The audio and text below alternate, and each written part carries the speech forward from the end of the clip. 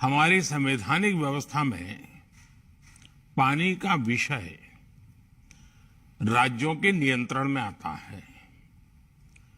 जल संरक्षण के लिए राज्यों के प्रयास देश के सामूहिक लक्ष्यों को प्राप्त करने में बहुत सहायक होंगे। ऐसे में वाटर विजन एट 2047 अगले 25 वर्षों की अमृत यात्रा का एक महत्वपूर्ण आयाम है।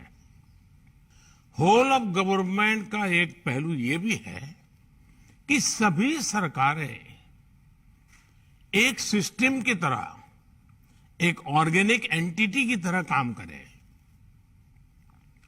राज्यों में भी विभिन्न मंत्रालय, जैसे जल मंत्रालय हो, सिंचाई मंत्रालय हो, कृषि मंत्रालय हो, ग्रामीण विकास मंत्रालय हो, पशुपालन का विभाग हो, उसी प्रकार से शहरी विकास मंत्रालय, उसी प्रकार से आपदा प्रबंधन, यानी कि सबके बीच लगातार संपर्क और संवाद और एक क्लैरिटी, विजन, ये होना बहुत आवश्यक है। अगर विभागों को एक दूसरे से जुड़ी जानकारी होगी,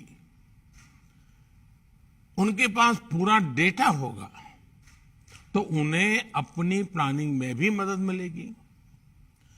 साथियों, हमें ये भी समझना होगा कि सरकार के अकेले प्रयास से ही सफलता नहीं आती। जो सरकार में है, उन्हें इस सोच से बाहर निकलना होगा कि उनके अकेले के प्रयास से अपेक्षित परिणाम मिल जाएंगे। इसलिए जल संरक्षण से जुड़े अभियानों में जनता जनार्दन को, सामाजिक संगठनों को, सिविल सोसाइटी को भी ज्यादा से ज्यादा हमें जोड़ना होगा, साथ लेना होगा। जन भागीदारी का एक और पक्ष है और उसे भी समझना बहुत जरूरी है। कुछ लोग सोचते हैं कि भाई जन भागीदारी यानी लोगों पर ही सारी जिम्मेदारी थोप देना।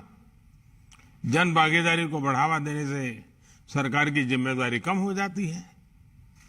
हकीकत ऐसी नहीं है। जवाबदेही कम नहीं होती।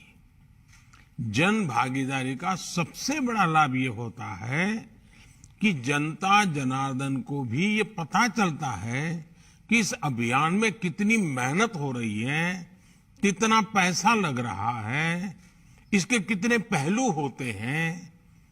जब किसी अभियान से जनता जुड़ी रहती है तो उसे कार्य की गंभीरता का पता चलता है, उसके सामर्थ्य का पता चलता है, उसके स्केल का पता चलता है, संसाधन कितने लगते हैं उसका पता चलता है।